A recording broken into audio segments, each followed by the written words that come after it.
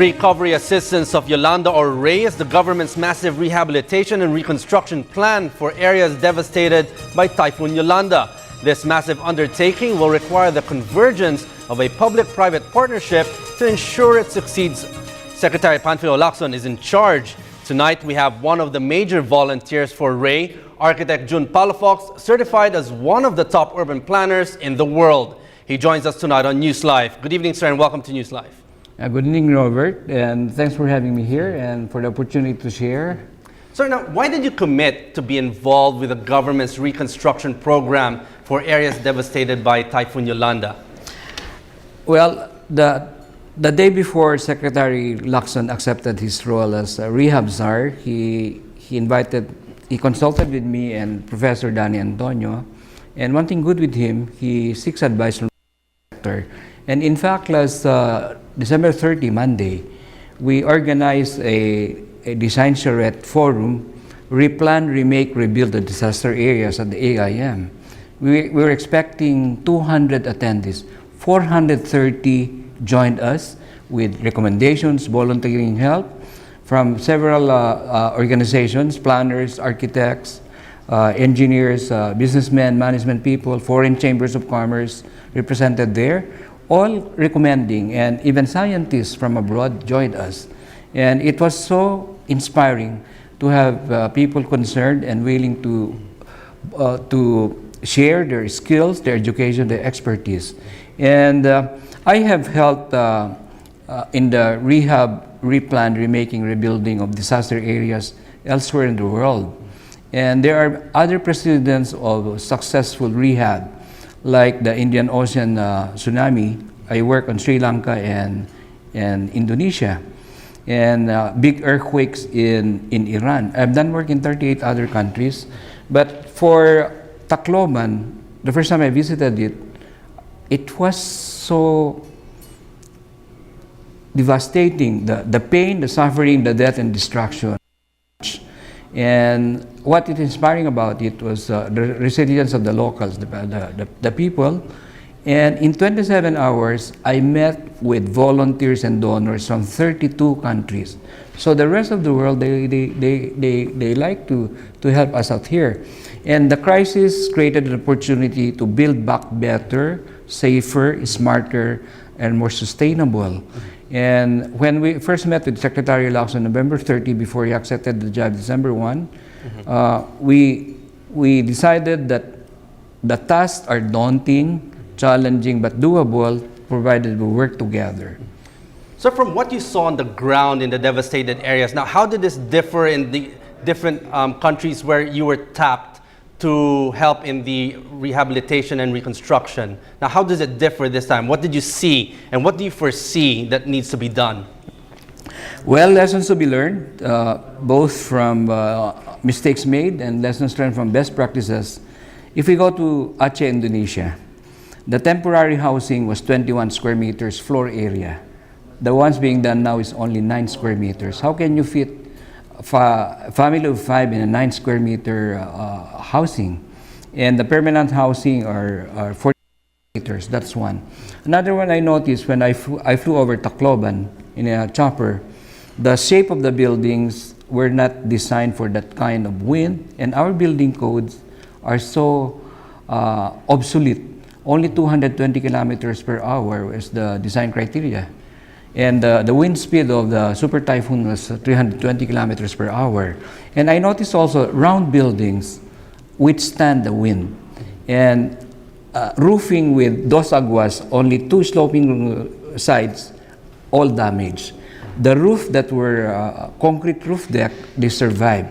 So in our design now, we should study even adapting to all these challenges of the climate changes we are faced with, and even a new paradigm and the way we design buildings, and even how we can now apply the best practices in the world in urban planning, architecture, engineering. And because in our country we don't have a good tradition of good planning, and good success for the rehab is we must have a strong political will, good planning, and good governance. We really have to have no corruption, red tape, less analysis paralysis. Because in this country, from concept to commitment to completion, it takes many years. So there's the opportunity now to do things better. So having said that, now what support can the private sector provide in helping in the reconstruction and rehabilitation of Tacloban and other areas devastated by Typhoon Yolanda?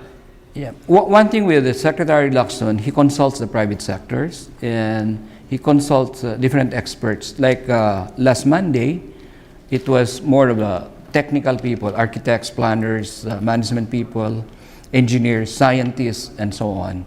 And on January 7, he'll be talking to the business community for pledging on helping because we need funding to really be successful also. 7 provinces were affected, 16 million people. Imagine 16 million people, that's more than 3 times the number of Singaporeans. So it's really a daunting task, but I believe it can be done.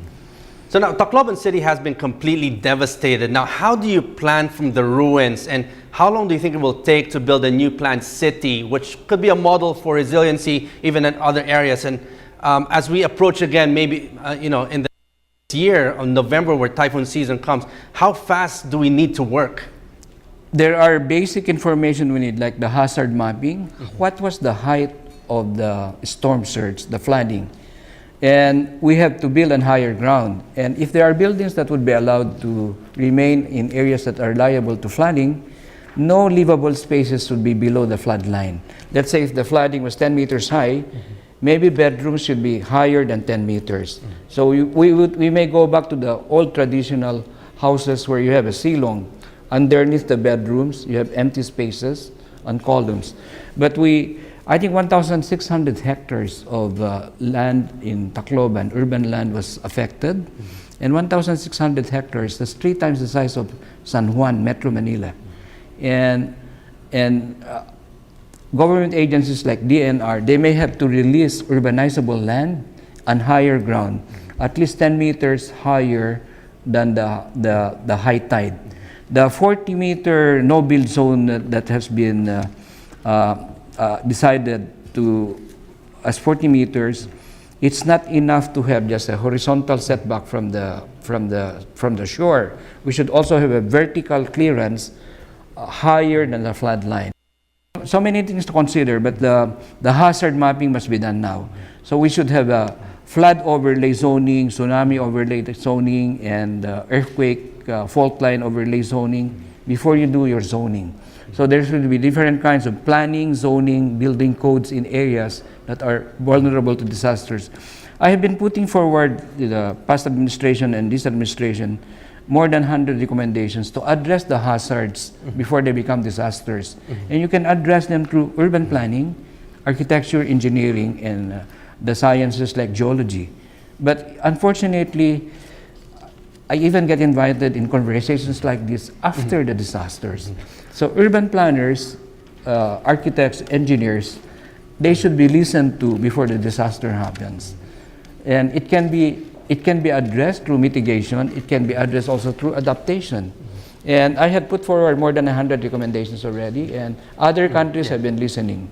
Sir, and a final word from you, sir. You know, we have typhoons, earthquakes every year. Now, in terms of how fast we can do this, do you think we have enough manpower with the help from the private sector and with the national government doing this? It should really be a real public-private partnership.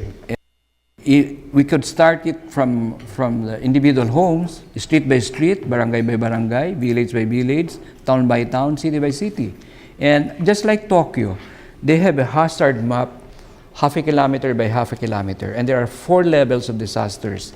And there are 18 kinds of disasters, 10 man-made, just like the one that happened in Zamboanga, that's man-made. Oil spills, terrorism, and so on, and 8 natural disasters. And our country is the 3rd in the world most vulnerable to disasters. And through science, architecture, engineering, urban planning, it can be addressed properly. Okay, on that note, thank you very much, Architect Jun Palafox, for sharing with our people in the Visayan region your commitment to serve them and the country. Thank you, sir. Thank you so much for allowing me to share. Thank you.